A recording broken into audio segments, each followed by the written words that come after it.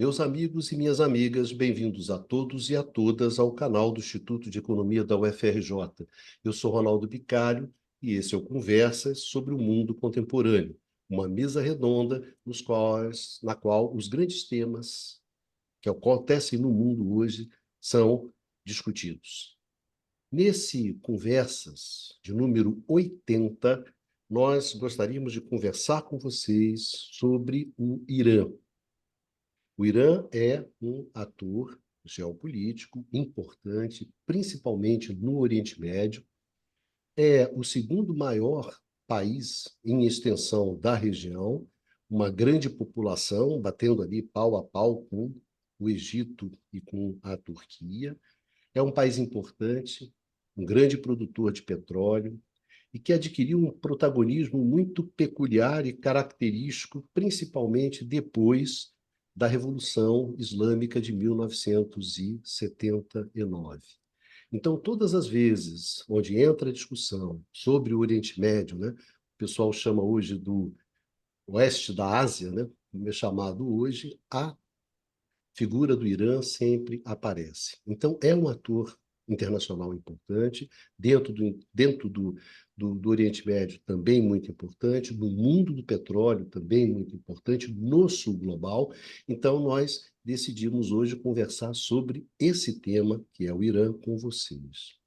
Lembrando para vocês, como sempre, que a nossa ênfase no debate, na nossa discussão, é sempre sobre a dimensão econômica. Nós somos um instituto de economia, um grupo de economistas, e sempre a gente acha que essa é a melhor contribuição que a gente pode dar para o debate. Inclusive, essa toda dimensão geopolítica, né, cultural, etc., uma série de dimensões que são importantíssimas no debate, mas que a gente considera que tem outros professores, outras pessoas que fazem isso, inclusive, na internet de uma forma bastante qualificada. Então, a nossa contribuição era sempre, né, Pradinho, a contribuição econômica. Então, senhores, convido vocês para essa discussão, para essa conversa sobre esse tema, que é um tema fascinante e onde temos a nossa mesa redonda aqui. Professor Luiz Carlos Delorme Prado. Bem-vindo, Prado. Tudo bem? Bem, prazer estar aqui novamente. Estamos aqui no nosso, meu Deus, programa 80. E aí, Baixa? Número 80, hein? Chegamos ao Conversas 80. Diga lá, tudo bem, Baixa? Tudo bem, impressionante, né? É impressionante, né? A gente realmente não acreditava que iríamos tão longe. Numa Mazati, tranquilo, Numa. Um debate hoje interessante sobre um tema interessante, né? Bastante relevante dentro do tabuleiro político mundial, né? Boa noite a todas e todos. Sim, eu acho que vai ser um debate bem interessante hoje, né? Obrigado. Bem, senhores, então vamos trabalhar. Lembrando aos nossos amigos e às nossas amigas que eles podem ouvir esse programa no formato de podcast, né, no canal IE-FRJ. Vocês encontram lá todos os programas do canal do Instituto de Economia, entre eles o Conversa sobre o Mundo Contemporâneo. Pradinho, começando com você, o Irã, esse personagem fascinante, esse país milenar, antiga Pérsia, sem dúvida, um dos temas mais interessantes quando a gente conversa sobre essas questões contemporâneas, né? Sempre aparece o Irã. Então, Pradinho, começa aí, vamos conversando, começar a nossa conversa, começar o nosso bate-papo aqui sobre Irã, com o nosso decano, Luiz Carlos Delorme Prado. Bicalho, quando eu pego um tema como esse, E a até primeira brincar, coisa né, que eu tenho Baixa? que fazer, Será que ele brincou ali naqueles jardins suspensos da Babilônia? Quem é que estava eu brincando não ali? cheguei a Garotinho tanto, ainda, não cheguei a começando a tanto, sua vida, mas, Luiz mas, Carlos assim, Delorme Prado, cara.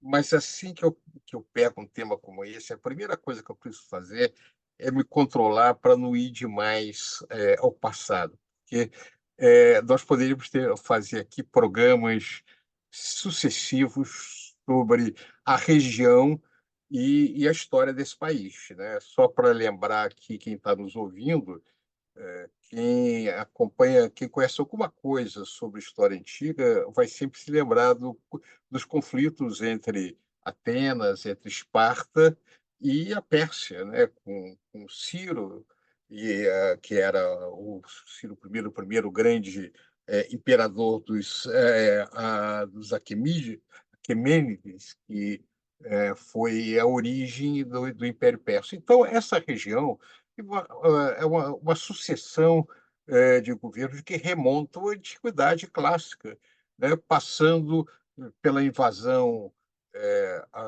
por uma disputa com Bizâncio, portanto, uma luta contra o Império Romano do Oriente, e depois pela invasão islâmica, depois da invasão islâmica, uma sucessão de governos e reinos importantes.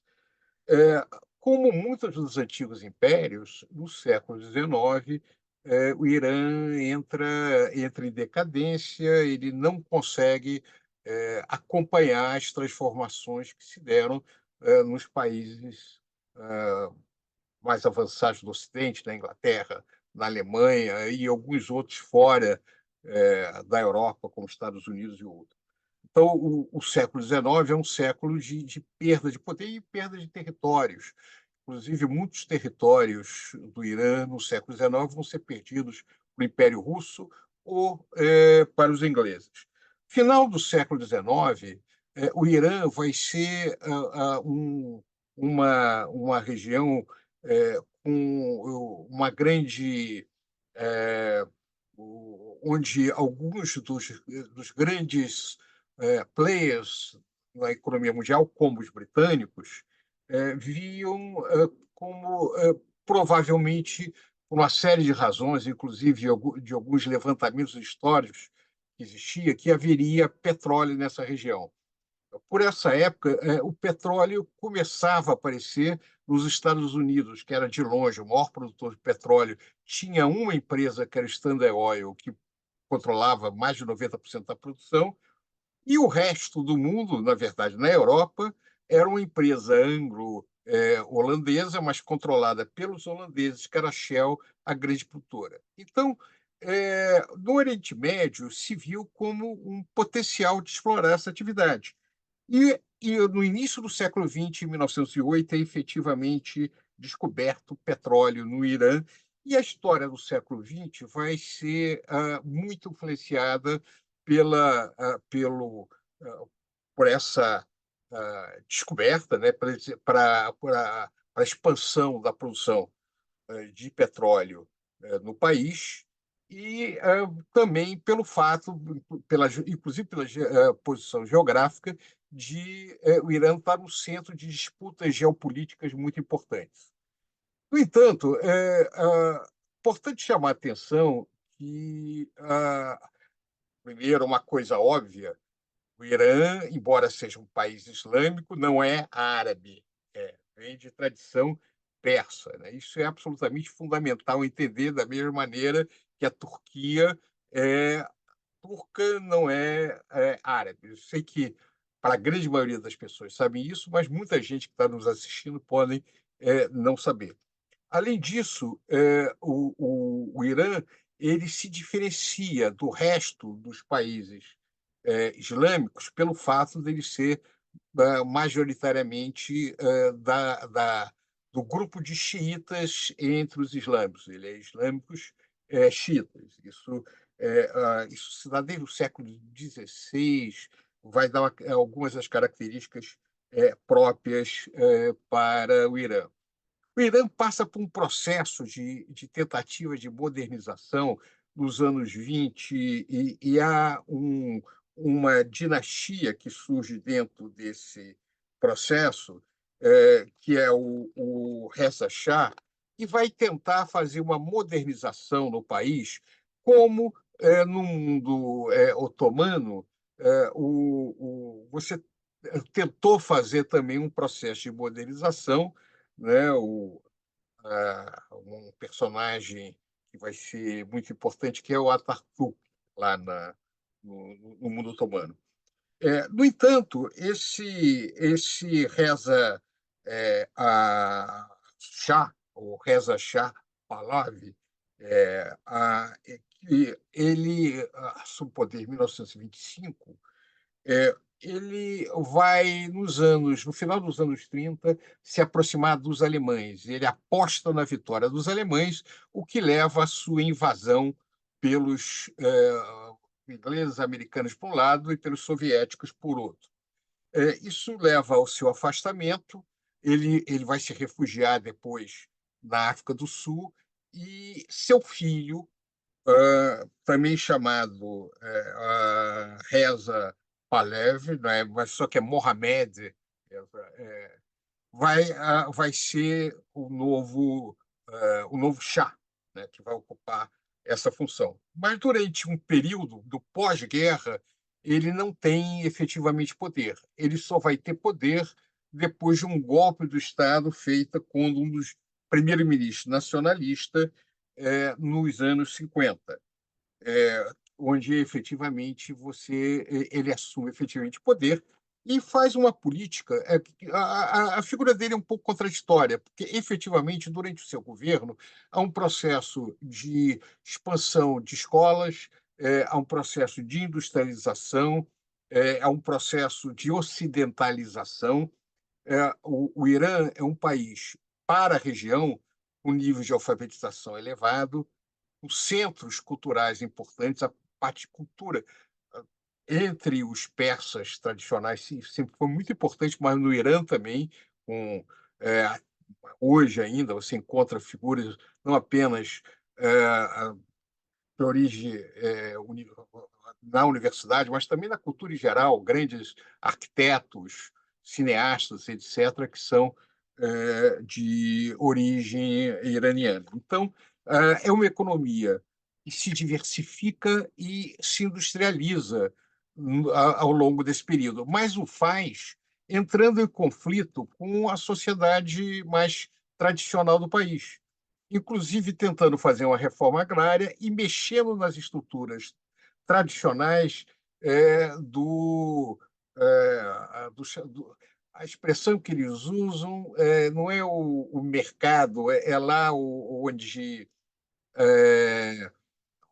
tem os pequenos comerciantes que operam.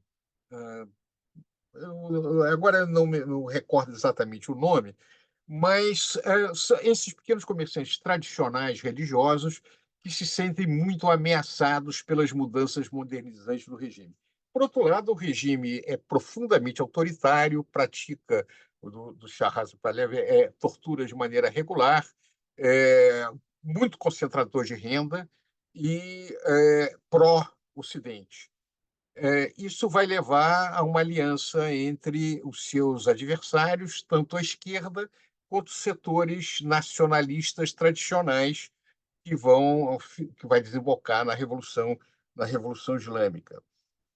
A Revolução Islâmica marca um período de grande complicação sob o ponto de vista econômico. Quer dizer, um país que ia bem sob o ponto de vista econômico começa a ser muito afetado pelas condições políticas em decorrência das sanções pós-Revolução Islâmica. Nós vamos discutir alguns desses aspectos aqui, então não é o caso de entrar em grandes detalhes. Só chamar a atenção para vocês que a economia do Irã hoje é mais diversificada do que seus vizinhos da região. Ela é baseada em hidrocarbureto, mas não apenas isso, ela tem uma base agrícola importante, tem um setor de serviços bastante diversificado e tem uma grande base industrial, produzindo automóveis, diversos tipos de máquinas, têxteis e vários produtos, principalmente para consumo doméstico. Por outro lado, ela depende ainda do petróleo, principalmente para as finanças públicas, né? A principal fonte de renda do governo. Mas é uma economia bastante resistente e vejo o governo sendo conservador e com um peso muito grande da religião, há sistematicamente grande ênfase no progresso da ciência e tecnologia e da promoção de cultura. A cultura é um aspecto importante nisso. Além disso, você tem um país com segmentos de empresas públicas e finanças públicas muito significativo. ele, até em decorrência do histórico de sanções, da ausência de grandes investimentos externos na região, fez com que a parte de empresas controladas pelo Estado fosse muito importante. Ah, É um país com problemas climáticos, com severas secas, com grande variação de preço de alimentos.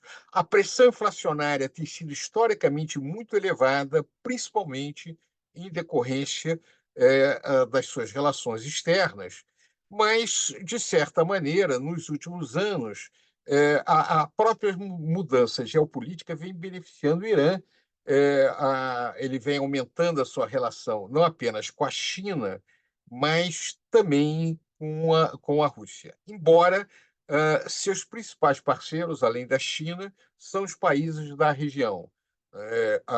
Então, ele mantém um comércio bastante intenso com outros países da região do Golfo em especial,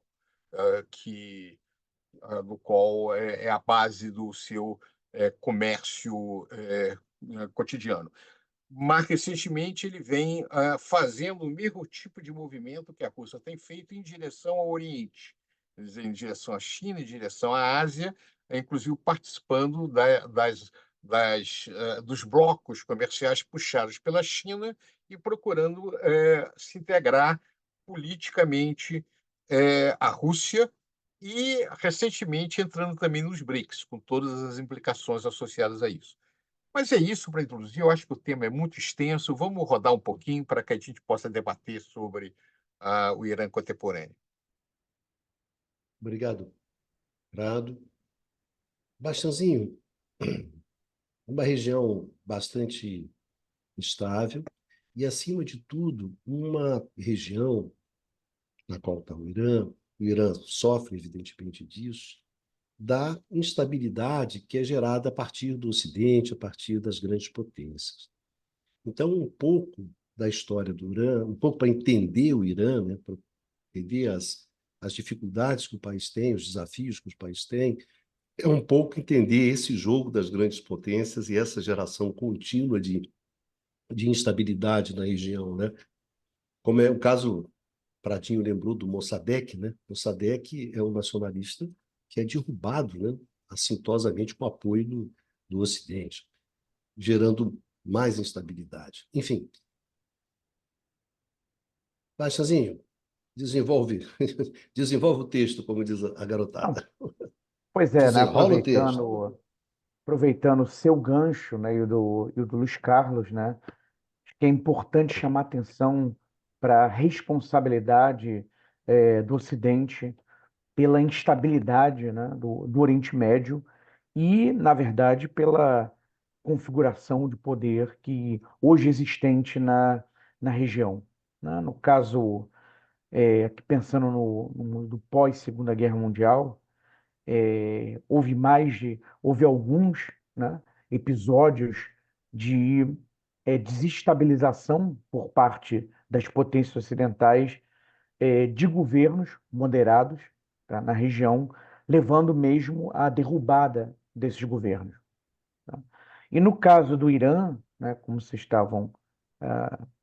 já salientaram, o tal governo moderado foi o governo do Mohammad Mossadegh, né, que tentou nacionalizar as empresas, nacionalizar empresas petrolíferas, estatizar empresas petrolíferas estrangeiras, tá? O que levou a uma reação, né, particularmente do Reino Unido, né? Winston Churchill, que era mais uma vez primeiro-ministro britânico no começo dos anos 50, busca o apoio dos Estados Unidos, eles elaboram e colocam em prática um plano para depor, né, o, o Mossadegh, né, um plano bem sucedido. E aí o Shah Reza Pahlavi, o filho daquele que havia tido inclinações, né, para o lado dos alemães, ali no contexto da Segunda Guerra Mundial, né, o filho, na verdade, é um aliado, se torna um aliado de britânicos e norte-americanos, e ele que era uma figura, então, até o começo dos anos 50, mas uma figura simbólica, né, passa a governar com plenos poderes, tá?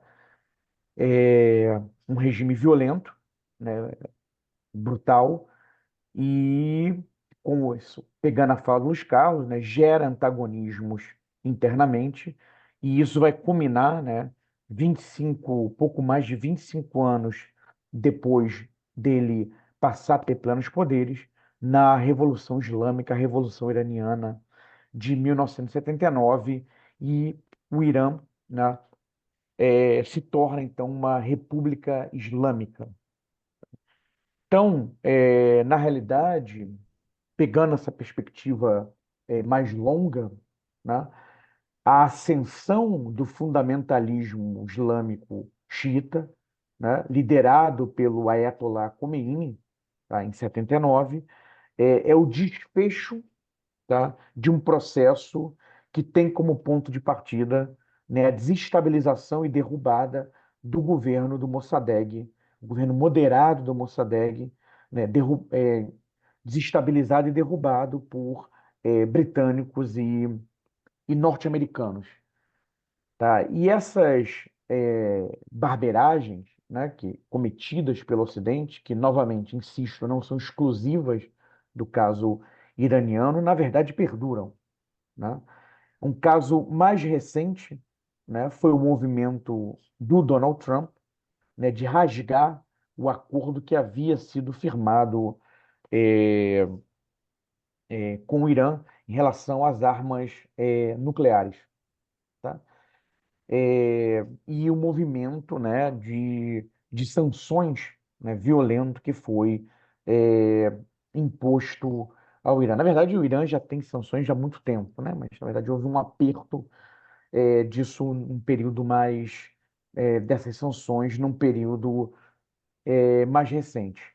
Agora, um aspecto que eu queria chamar a atenção, e é uma discussão que tem sido feita, bom, Luiz Carlos lembrou do fato, né, da economia iraniana ter uma base industrial considerável, né?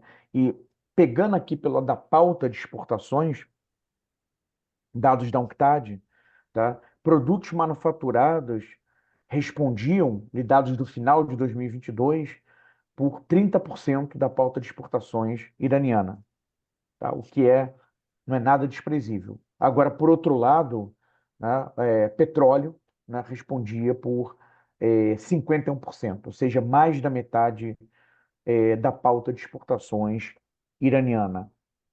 Agora, dados super recentes, né, o Irã agora atingiu, né, o pico, né, nos últimos 6 anos, o valor máximo de exportações de petróleo nos últimos 6 anos.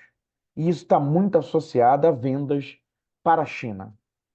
A China, que é o principal parceiro comercial do Irã.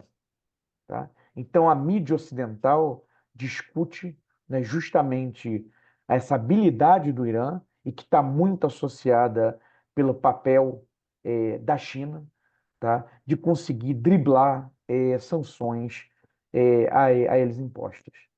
Mas eu passo adiante, né? Talvez o Numa que vai seguir possa elaborar melhor essa questão das sanções.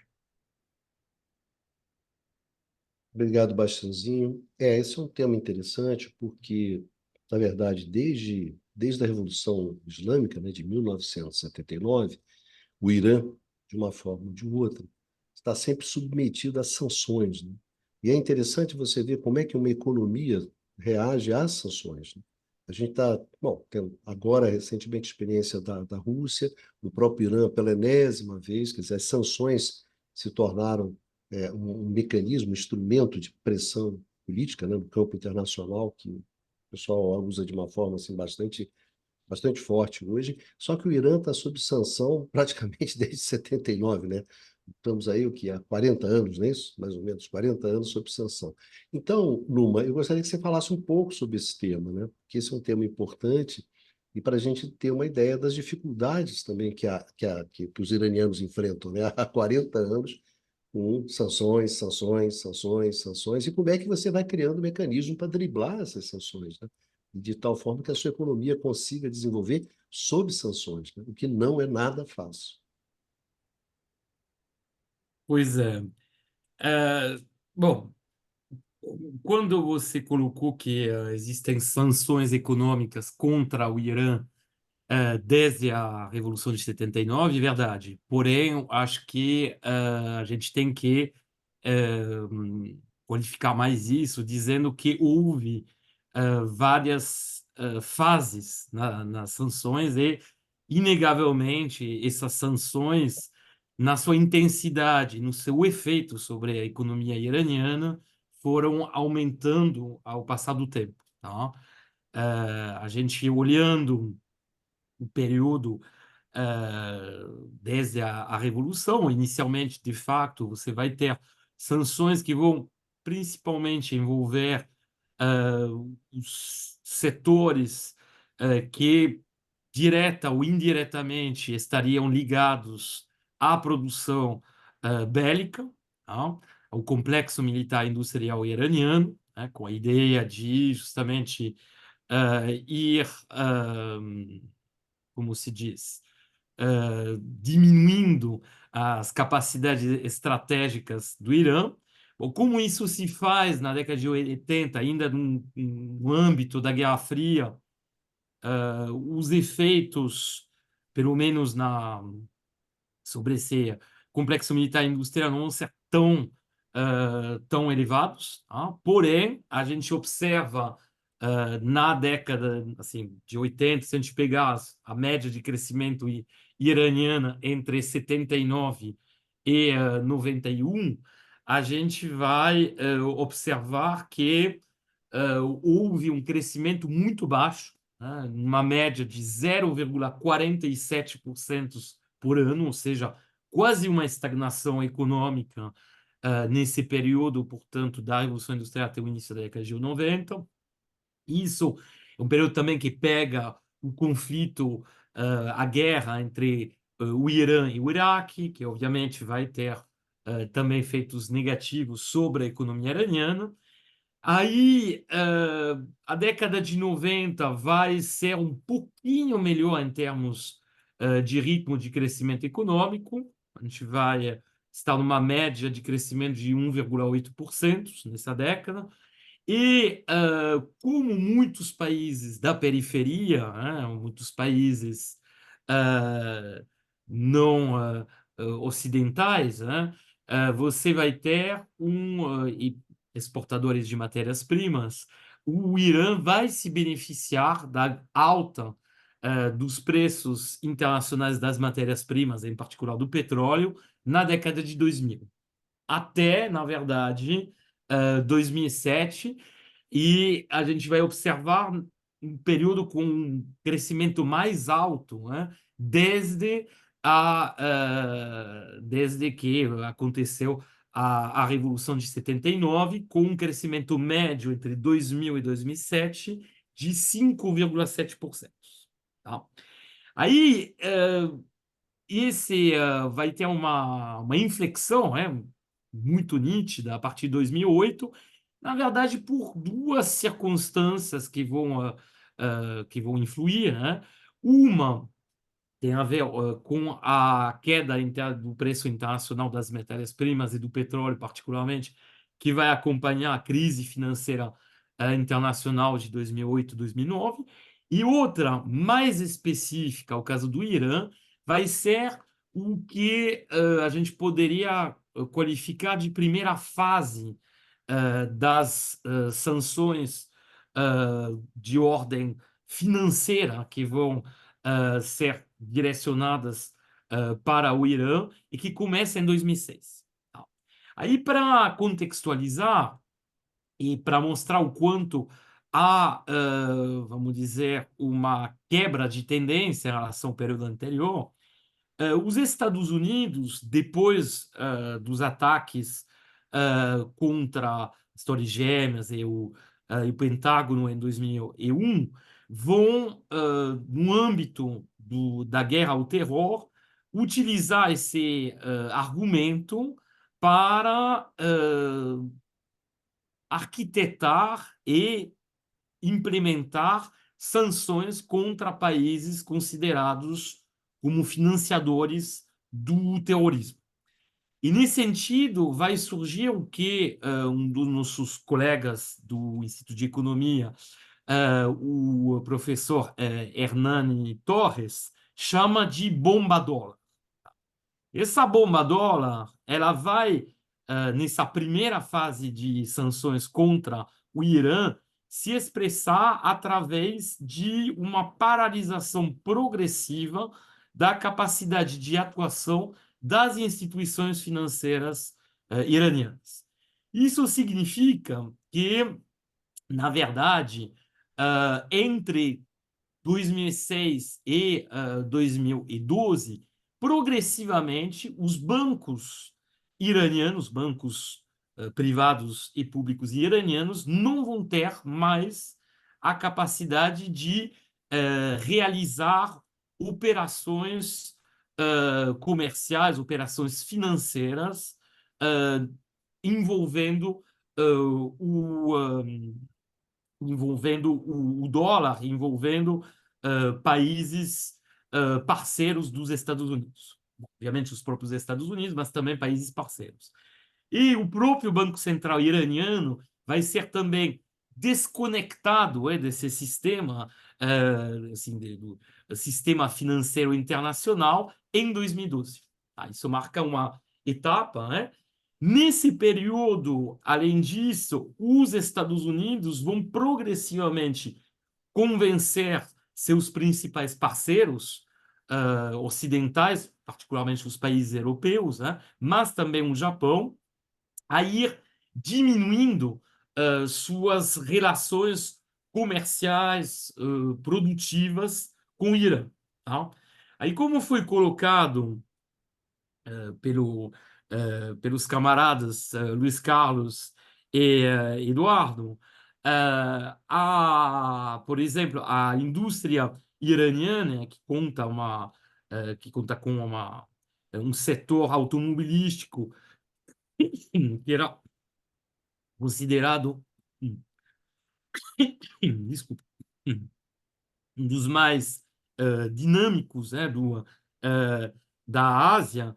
Esse setor automobilístico depende muito de joint venture, de acordos, né, tecnológicos e comerciais com montadoras europeias, em particular. Então, progressivamente, as pressões americanas vão levar a um estreitamento, enfim, uma diminuição dessas relações. Da mesma forma, você vai ter uma progressiva diminuição significativa do comércio de bens intermediários, de bens de capital, ou seja, de máquinas, de equipamentos, né, com o Irã, e isso vai afetar absolutamente todos os setores, né? A gente vai observar entre 2008 e 2019 uma taxa de crescimento médio do PIB que vai cair para 1,2%, ou seja, uma situação de quase estagnação do PIB iraniano, tá? E, nesse sentido, é interessante observar que empresas europeias ou japonesas que tentaram driblar, né, essas sanções, né, enfrentaram, às vezes, em alguns casos, processos milionários nos Estados Unidos. Então, na verdade, a forma de pressionar que usaram os americanos é de dizer que caso uma empresa ou uma filial de uma empresa, de um país parceiro, utilizasse canais, vamos dizer, indiretos, né, para manter suas relações comerciais, financeiras com o Irã, haveria medidas de retorção dos Estados Unidos e muitas, bom, tanto do ponto de vista judiciário, quanto também em termos de fechar o acesso ao mercado americano. Então, isso, na verdade, convenceu muitos atores, muitas empresas a abandonar suas relações com o Irã. A pressão foi tal que o Irã, em 2014, aceitou colocar uma série de limites, no seu programa nuclear, aceitou também que a Agência Internacional Atômica proceda de novo a inspeções no Irã para ver se haveria a possibilidade de uso militar das pesquisas relacionadas à área nuclear. E parecia, né, que o caminho de uma certa normalização estaria sendo retomado, porque, bom, por exemplo, as empresas europeias, japonesas em particular, voltaram para o Irã, voltaram a ter relações com o Irã, voltaram a atuar na economia iraniana, só que houve, aí a gente entra na segunda fase dessas sanções financeiras que marcam as 2 últimas décadas. Houve, em 7 de agosto de 2018, a segunda leva de sanção, e os Estados Unidos, na época, na presidência do Donald Trump, decidiram suspender o acordo que tinha sido assinado em 2015, e não somente retomaram as sanções presentes anteriormente, como aprofundaram essas sanções. Dessa vez, com a ideia de impossibilitar ao Irã o manejo, de qualquer forma que seja, do dólar. Tá? Ou seja, cortando o acesso, todas as vias possíveis de acesso ao dólar. E, aliás, a primeira vez que você vai ter o uso, um país do porte do Irã, da exclusão do Sistema Internacional de Informação de Pagamentos, que é constituída pelo SWIFT, o sistema SWIFT. Algo que, aliás, mais recentemente, vai ser usado também com uma sequência de sanções parecida, com as que foram direcionadas ao Irã para a Rússia. Tá? E essas sanções, bom, depois a gente vai aprofundar um pouco mais isso, tiveram um efeito, essa segunda fase de sanção depois de 2018, teve um efeito absolutamente devastador sobre a economia iraniana. Tá? Para ter uma ideia, a produção de petróleo iraniana quase caiu pela metade entre 2018 e 2020. Obviamente, teve um efeito da pandemia sobre os dados de 2020, mas mesmo 2019 já tinha caído de 40%. O mais impressionante foi o impacto sobre as exportações internacionais, as exportações de petróleo do Irã. Tá? Se a gente pega estimativas sobre essa questão, a gente observa que as exportações de petróleo do Irã caíram de um nível que era de 2,3 milhões de baris por dia, ainda no início ainda em 2008, referente a 2017, para um nível de 0,3 milhões de baris por dia em 2020. Tá? Houve um impacto da pandemia? Houve, mas a queda já tinha sido para 0,8, ou seja, uma queda, uma divisão quase por 3 das exportações entre 2018 e 2019. Então, o impacto inicial dessas sanções foi absolutamente terrível. Tá? Da mesma forma, a gente observa que houve entre o início de 2018 e o final de 2018 uma divisão por 5, uma desvalorização de mais de 5 vezes do valor do real, da moeda iraniana. Da mesma forma, a gente observa que em 2019, ou seja, antes, né, do 2020, dos efeitos, obviamente, da pandemia, em 2019, o PIB iraniano recuou de quase 4%, sendo que ele tinha crescido de quase 4% no ano anterior. Então, a gente vê que essas sanções tiveram um efeito imediato.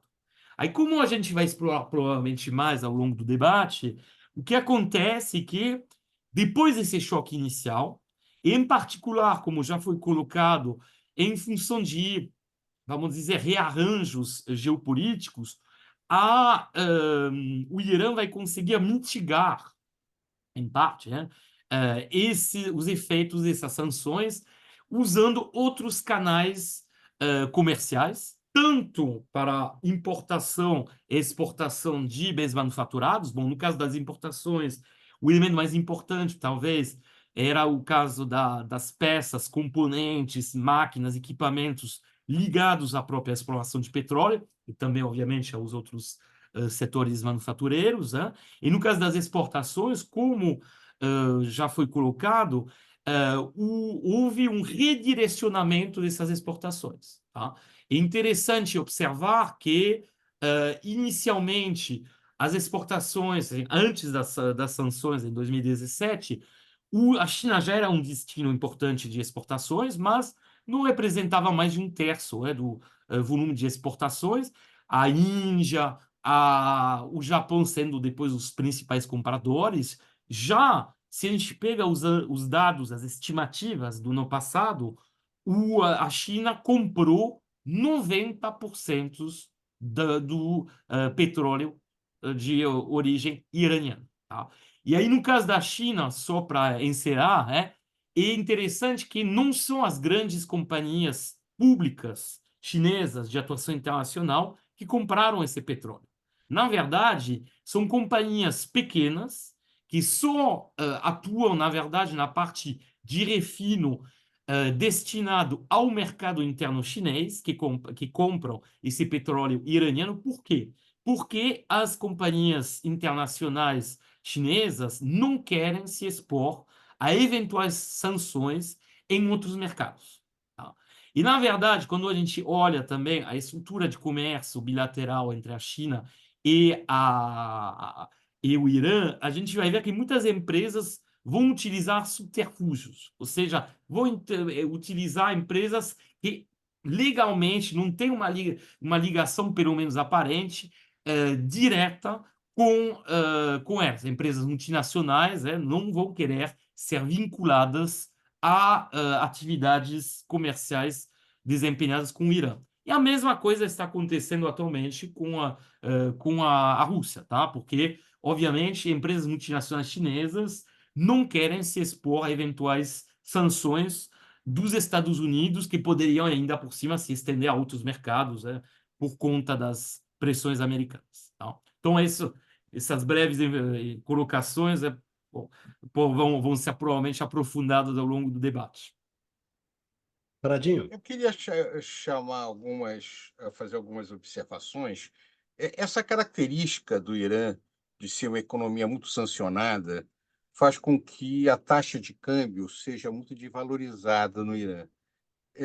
Qual é o significado disso? Qual é a implicação disso? Quando você compara o tamanho da economia iraniana, a taxa de câmbio de mercado, dá um PIB de mais ou menos 600, 470, 500 bilhões de dólares. Quando você coloca essa mesma economia com paridade de poder de compra, né, que você ajusta os preços internacionais aos preços domésticos, tentando minimizar o efeito cambial, o resultado é que a economia iraniana ela é estimada em 1,5 trilhões de dólares. Ou seja, é uma economia muito grande. Como diz o Numa, ela é comparável à economia das outras grandes, da Arábia Saudita, que é um pouco maior, mas é muito menos diversificada que a economia iraniana, e a da Turquia. Então, eu fiz até um levantamento, uma comparação, pegando alguns dados aqui, da economia iraniana com a economia israelense, até porque, como tem tantos conflitos vinculados a isso, é interessante analisar. Em paridade de poder de compra, a economia iraniana é bem maior do que a economia israelense. Mas, em termos de renda per capita, a economia israelense, que é muito. A população de Israel é muito menor do que a população do Irã, que aqui nós já colocamos, é aproximadamente o tamanho da população Do Egito. da Alemanha. Uma curiosidade é que o Irã é um país de elevado gasto em educação, que é uma percentagem, por exemplo, maior do PIB do que o próprio Estado de Israel. Aliás, quando eu peguei o dado, eu fiquei muito impressionado, é um volume substancial o gasto de educação que é feito no caso do Irã. A outra característica também, é claro, ele tem um gasto de defesa bastante grande. Agora, o Irã é um país de dívida externa baixa, provavelmente porque ele não consegue se endividar com o resto do mundo.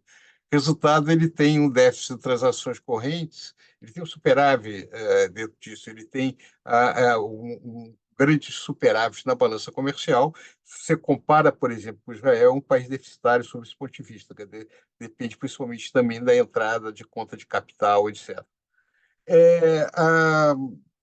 Outra coisa interessante para a gente acompanhar uma economia como a do Irã, quando a gente pega a imprensa em geral, é muito fácil polarizar um país ditadura, um país democracia, sem analisar um pouco as características que funcionam essa sociedade.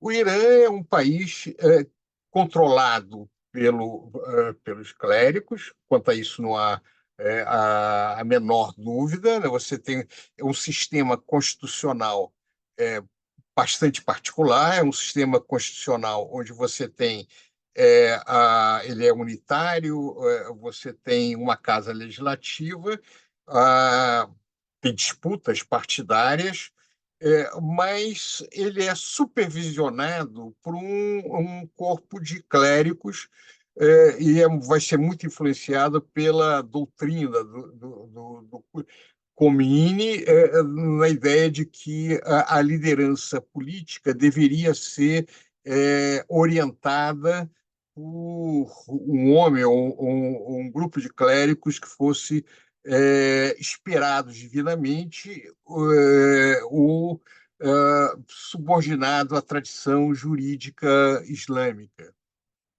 Então, essa influência religiosa, ela está fora da estrutura partidária, mas, obviamente, estabelece os limites do que as disputas partidárias podem fazer. Mas é uma sociedade que tem uma sociedade, mas é um país que tem uma sociedade civil muito forte. Tem manifestações, tem disputas partidárias importantes, e a grande questão que se coloca é a dificuldade desse segmento mais moderno, centrado nas cidades, de reduzir a influência dos clérigos no conjunto da sociedade iraniana. Mas é interessante, se você entrar, por exemplo, na internet e procurar ver, tem muitos vídeos da vida cotidiana em Teherã, em Israel, das grandes cidades iranianas. E vocês vão ver que nas grandes cidades a maneira de se vestir é muito ocidentalizada, não parece, e é um país substancialmente moderno sob muitos aspectos que se coloca. Então, é uma sociedade contraditória, que tem aspectos tradicionais e muito modernos. O que faz esse país tão complexo, interessante, que se analisa. Então, de certa maneira, o Irã, pós-Revolução Islâmica, ele procura a sua estratégia de desenvolvimento, ele procura o seu espaço de crescimento. E a aproximação, mais uma vez, com a China e com a Rússia parece ser é visto o Irã como a grande alternativa para a situação dele. Inclusive, essas características chamam atenção por que o Irã é tão. Embora ele apoie claramente os grupos de resistência na guerra no Oriente Médio, na guerra de Israel, da invasão, né? Nem guerra, na invasão de Israel na faixa de Gaza, claramente não é interesse do país se envolver num conflito muito grande, porque, de certa maneira, ele vem dando sinais de crescimento e recuperação de um período muito difícil, como o Numa chamou a atenção, depois de 2018, com a entrada do Trump. De certa maneira, a preocupação do Irã é criar as condições políticas para, independente do que ocorra nos Estados Unidos ou no Ocidente, ele continue a ter uma trajetória de continuidade de recuperação. Então, não é um país simples, é uma sociedade complexa. Claramente, ela procura se desenvolver, crescer, tem capacidade intelectual para aumentar seus conhecimentos, investimento em cultura, mas está amarrada também pelo controle religioso que, de certa maneira, evita que muitos desses aspectos mais modernizantes daquela sociedade efetivamente apareçam. Mas é interessante, eu fui dar uma olhada na Constituição iraniana, e a Constituição iraniana, embora tenha esses aspectos religiosos, tem algumas ênfases muito interessantes, a questão de defender a liberdade de expressão, claro, a liberdade de expressão dentro dos limites que eles colocam com referência a isso, uma série de garantias de direitos humanos e uma grande ênfase também o direito à educação como um dos elementos básicos daquela sociedade e a cultura. Então, essa complexidade eu acho importante chamar a atenção para quem quer entender o papel do Irã no mundo atual. No mundo da Guerra Fria era fácil de entender, você colocava os países ou o Ocidente, Estados Unidos, ou União Soviética ou China. A questão do Irã é mais complexa. Ele é uma economia capitalista,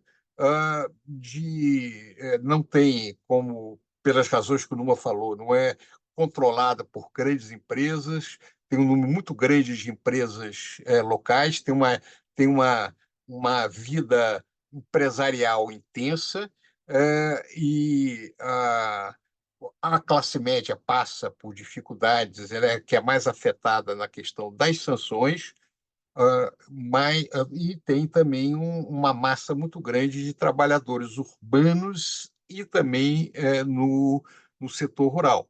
Então, de certa maneira, ela busca um espaço intermediário, inclusive dentro do mundo contemporâneo. Se ela se aproxima hoje da China e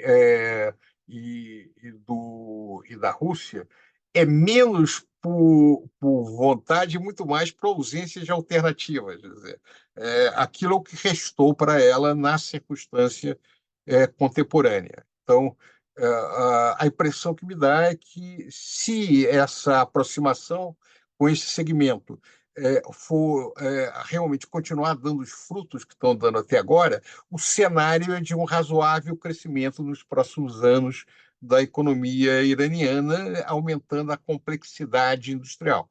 Claro que o eventual conflito que envolve Estados Unidos, Israel, etc., pode interromper isso daí.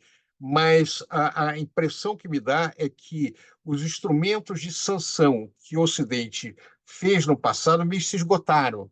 Tudo que eles podiam fazer. Eu li um material muito interessante de uma pesquisa que foi feita no Irã, onde um pesquisador perguntou o que você acha sobre as sanções para uma jovem na cidade. Disse, desde que eu nasci tem sanções, então eu não sei dizer, eu não conheço um mundo antes das sanções. Então, de certa maneira, as sanções viraram a forma de se viver no Irã. o que eles buscam, de certa maneira, é como, apesar disso, sobreviver e manter a sua estratégia de desenvolvimento. Eles têm planos quinquenais, o papel do Estado é razoável ainda naquela sociedade, eles têm programas de bem-estar social, limitados em função da sua renda per capita, tem uma política de educação razoável, uma expectativa de vida das mais elevadas do Oriente Médio, são quase 74 anos. Quer dizer, é bem significativa para a região. Numa Mazati, Sim, algumas colocações, tanto em relação aos comentários que fez o Luiz Carlos agora, quanto aprofundando um pouco mais a questão das sanções, né? Bom, enfim, tratar do tema das sanções econômicas, se a gente quiser estudar o caso iraniano, é meio que uma obrigação, tá? Porque o impacto assim, é muito significativo. O que é interessante observar é que o processo de diversificação produtiva da economia iraniana, que tinha sido, na verdade, começado ainda, que como, aliás, em muitos países da periferia que tentaram entrar nesse processo de industrialização e de catch-up, de convergência com as economias centrais, ele começou depois da Segunda Guerra Mundial, você teve clássico método de substituição de importações, começando produzindo os bens de consumo menos sofisticado, caminhando para a indústria de base, indústria siderúrgica, e aí depois chegando aos bens de consumo duráveis, automóveis, produtos de linha branca, e aos bens de capital, máquinas, equipamentos. Bom, particularmente no caso do Irã, ligados à exploração petrolífera. Bom, então esse processo, na verdade, quando acontece a Revolução em 79, ele, na verdade, é já relativamente avançado. E, nesse sentido, eu teceria uma certa... Assim, faria uma comparação entre o que aconteceu nesse período no Irã e o que aconteceu no Brasil. A gente olha as trajetórias iranianas e brasileiras, são bastante parecidas nesse período que vai, vamos dizer, do pós-guerra até o final da década de 70. A grande questão é de saber justamente o que acontece depois de 79. Se a gente for olhar em termos de diversificação produtiva, um pouco como ela, infelizmente, observado no caso do Brasil, não houve grandes avanços no Irã desde 79.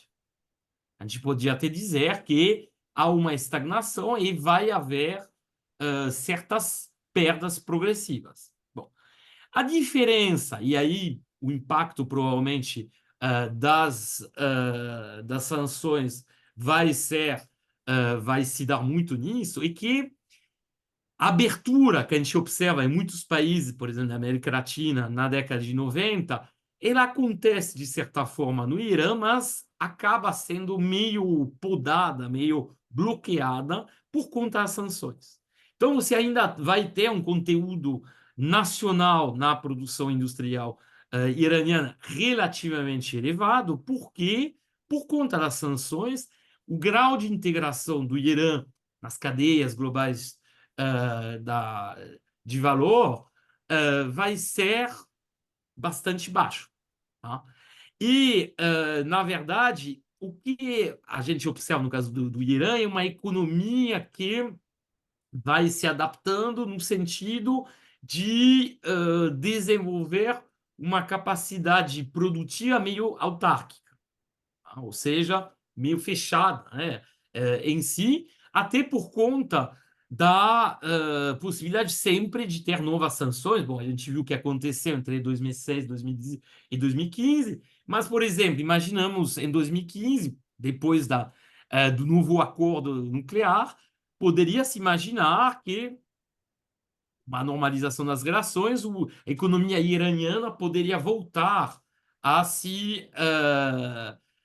se integrar mais produtivamente com o resto do mundo. Só que a gente viu que unilateralmente, em função de critérios que tem muito a ver com, na verdade, questão de política interna, os Estados Unidos decidiram, em agosto de 2018, dobrar a aposta, voltar às sanções e ainda por cima dobrar a aposta dessas sanções, quase excluindo totalmente o Irã das transações internacionais realizadas em dólar. Então, isso é algo que dificulta sempre a possibilidade de imaginar, né, uma diversificação maior, até do ponto de vista tecnológico, da economia iraniana, porque não tem os recursos internos para justamente ir, vamos dizer, introduzir progresso técnico, inovações, etc. Precisaria importar essas tecnologias, o problema é que ninguém quer vender essas tecnologias para eles. Tá? Esse é um primeiro problema. Então, ao mesmo tempo, a gente pode dizer que, de fato, essa proteção comercial, esse caráter autárquico da economia iraniana, de fato, permitiu preservar setores que muitos outros países quase que desapareceram ou foram muito atingidos pela concorrência asiática, em particular chinesa. Tá? Então, no Irã, você ainda tem uma indústria têxtil, você tem ainda uma indústria de calçados, tá? Autóctona, porque justamente tem essa economia meio fechada do Irã. Então, nesse sentido, o Irã é interessante pensar um pouco como as economias desenvolvimentistas latino-americanas antes dos processos de abertura. Tá? Ou seja, um país... Só que essa economia meio fechada não vem de uma decisão do próprio Irã de bloquear ou de ter uma política comercial protecionista em relação aos outros países, mas, na verdade, é um protecionismo imposto de fora. É uma inversão, na verdade, da lógica em relação ao período desenvolvimentista. Tá? Quanto ao futuro da economia iraniana, isso é muito difícil fazer previsões. O que a gente pode dizer é que houve, depois do choque inicial de 2018, 2019, onde, como falei, bom, 2019 teve uma queda de mais de quase 4% do PIB iraniano, houve uma retomada da economia, mesmo na pandemia, em 2020, tem um crescimento de pouco mais de 3%, 2021, 4,7%, e o ano passado, 4,7%. Então, há uma recomposição do crescimento, só que a questão que sempre vai se colocar no caso do Irã é a capacidade de, vamos dizer, retomar um caminho meio estável, uma trajetória meio estável de crescimento econômico. Tá? Então, você tem, de fato, esforços até para compensar a crescente contestação política interna em relação à questão de costumes, a questão ligadas ao fundamentalismo religioso. Né? Então, teve um aumento do gasto público, houve um reforço de determinados sistemas de transferência, então explica isso explica como você consegue mesmo dentro desse caráter isolado da economia iraniana, você consegue ainda ter crescimento. O problema no futuro ele vai ser duplo, na verdade. E uma questão a dificuldade de diversificação comercial, tá?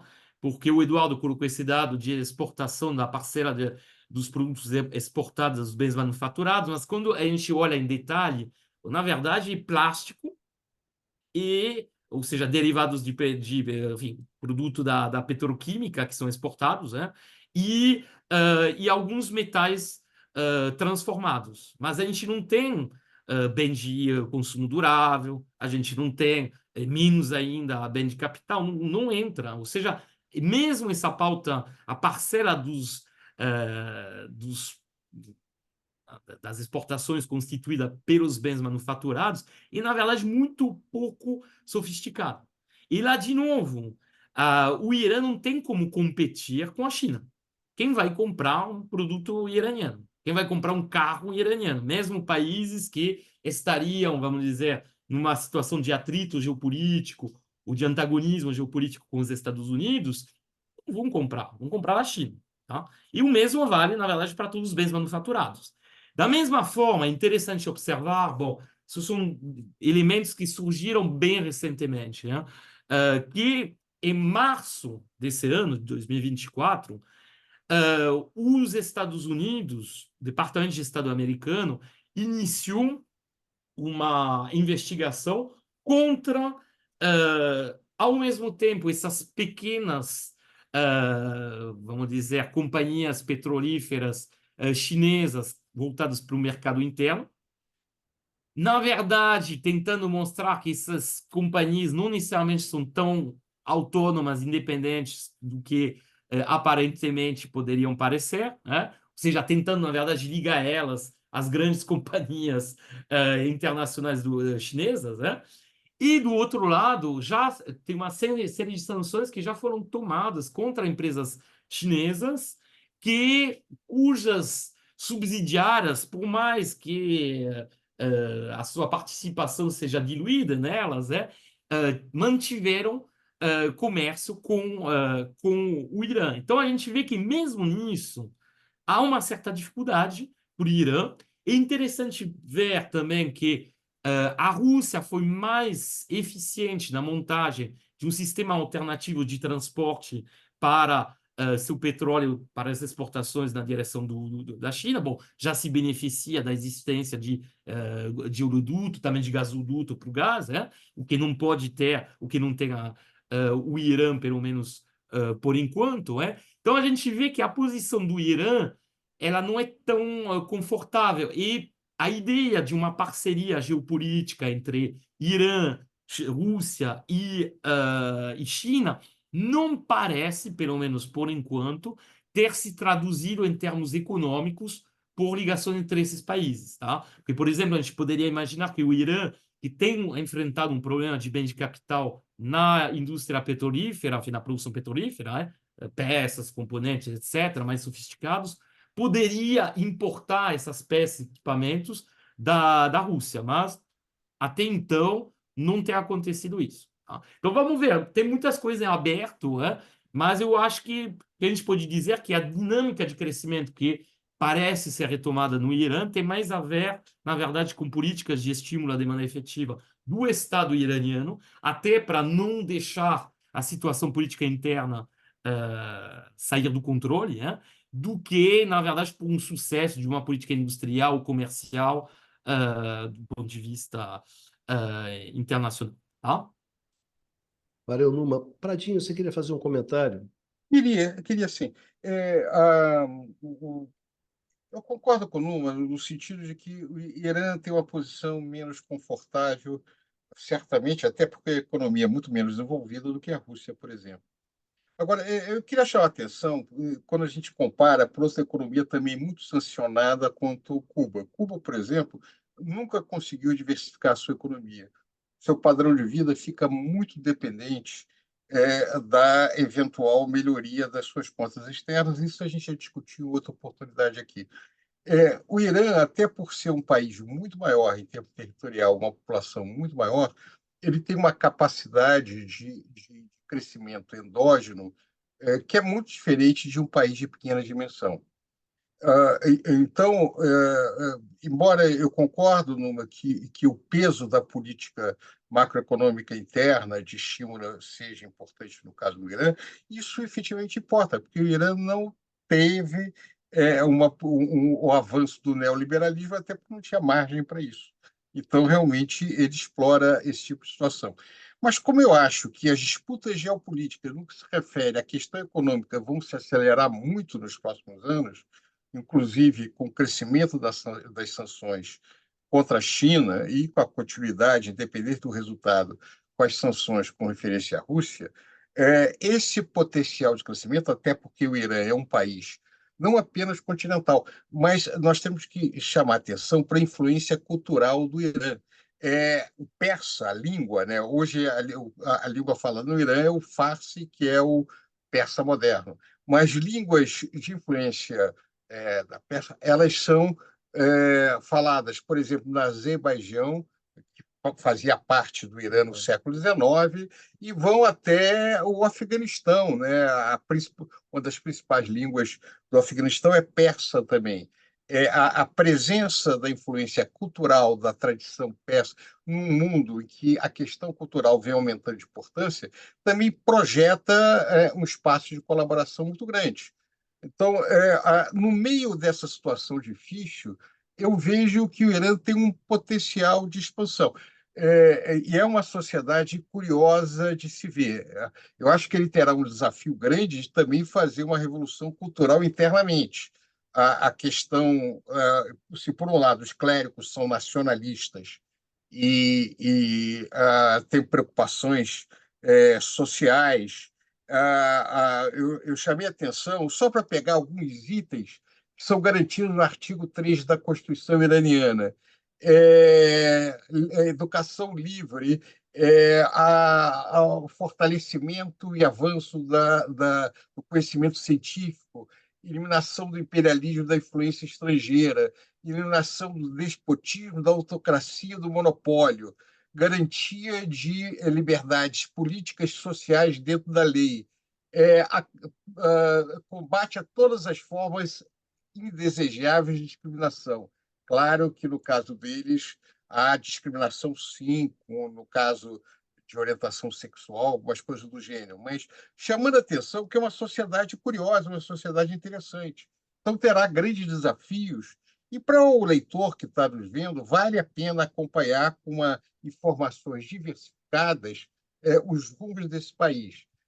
É uma região que já foi dominada por mongóis, já foi dominada, ou teve relações com o mundo otomano, já muitas coisas ocorreram, e tal como a Rússia, eu não consigo vislumbrar razões que impeçam uma sociedade tão complexa e rica como essa de superar seus desafios e construir um futuro melhor. Então, eu vejo, de certa maneira, com as mesmas preocupações, mas eu vejo com certo otimismo a sociedade também desse país, embora chame atenção, não dá, independente do nosso olhar positivo, de deixar de apontar comportamentos que têm a ver com a questão islâmica, mas que são profundamente reprováveis, que ainda são mantidos numa sociedade como aquela. É isso daí, Bicalho, é o que eu tinha a falar sobre o Irã. Falou. Mas, Numa, você queria fazer um último comentário? Sim, um último comentário só para fechar, é que só para reforçar que a diversificação produtiva no Irã não é algo que foi realizado só no período da pós-revolução, em que havia já essa tendência, já era um Estado desenvolvimentista em certos aspectos, em outros menos, né? E que, de fato, as sanções, de uma certa forma, a partir de 79, forçaram o Irã a ao revés, assim, ao contrário de muitos outros países da periferia, muitos outros países emergentes, a praticar de uma forma meio anacrônica uma política de substituição de importações, simplesmente porque muitas das importações não eram proibidas pelo próprio Irã, mas lhe eram negadas pelos países fornecedores, tá? E eu acho que assim essa característica autárquica do Irã, da economia iraniana, tem que ser frisada. E a melhor, talvez, ilustração disso seja oferecida pela indústria automobilística. Tá? O Irã passou de uma produção de 150 mil veículos em 1978, na véspera no ano anterior à Revolução, para uma produção que atingiu seu pico no início da década de 2010, 2011, se não me engano, com 1,6 milhões de veículos, mas, por exemplo, já caiu para menos de 1 milhão ano retrasado, em 2022. Tá? Então, a gente vê que mesmo essa resiliência da economia iraniana vai ter, enfrenta limites e o risco que já é observado, e o distanciamento cada vez maior da economia, da produção iraniana em relação aos padrões tecnológicos internacionais. E a China, que poderia, obviamente, substituir os países ocidentais no fornecimento dessa tecnologia através da exportação de bens de bens de capital, de máquinas e equipamentos, a China fica meio receosa por conta das eventuais sanções que poderiam ser, Meu da ponto é que qual isso suas empresas tende a poderiam ser mudar alvo. isso tende a mudar no futuro. É só isso que eu falei, tá, Numa? Isso, Meu ponto é que você tem mais a tendência vai numa direção do maior papel da China. Mas temos que aguardar. Eu acho que é isso. E pelo menos, eu acho que aqui a gente já falou um bocado sobre. Senhores, É, satisfeitos?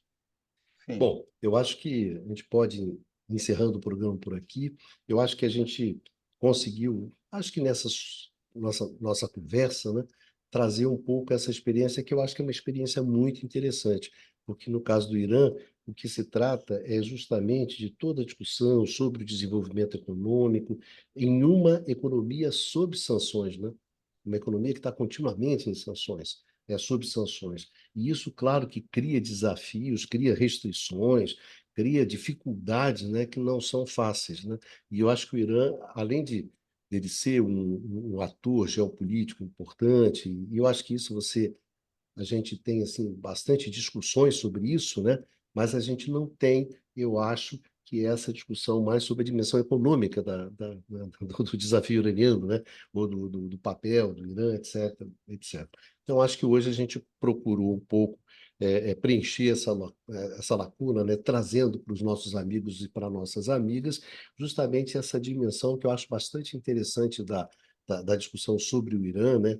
Sobre o Oriente Médio e, em particular, o Oriente Médio sobre o Irã, que é essa dimensão das dificuldades, né, dos desafios, de quanto que é complicado, e isso acaba definindo uma dinâmica de evolução futura de uma economia que está sob sanções, como o Numa chamou atenção, né, e variando ao longo do tempo, né, intensidades e o que você consegue avançar e recuar, e que agora parece que vai ter mais uma rodada, né, mais forte ainda de sanções. Então, o que a gente está discutindo aqui não é se fosse o fim das sanções, a gente não estava aqui discutindo, né? O que acontece é que se desenha no horizonte, muito pelo contrário, é um acirramento dessas sanções e, portanto, um acirramento das pressões sobre a economia iraniana, com todas as implicações e consequências que isso tem, né? Para o Estado iraniano, para o Estado iraniano, para a inserção internacional do Irã, enfim, tudo isso. Então, muito obrigado aos nossos três parceiros aqui, Eduardo Bachan, Numa Mazati, o nosso grande decano, Luiz Carlos Delorme Prado, e a gente agradecer também aos nossos amigos, às nossas amigas que acompanharam a gente aqui nessa discussão, nessa conversa. A gente espera sinceramente que essa conversa ela tenha sido útil, né, para vocês todos e todas, e a gente se encontra aqui no canal do Instituto de Economia da UFRJ, no próximo Conversas sobre o Mundo Contemporâneo. Vida que segue, meus amigos, minhas amigas, se cuidem todos vocês e vamos em frente. Vida que segue.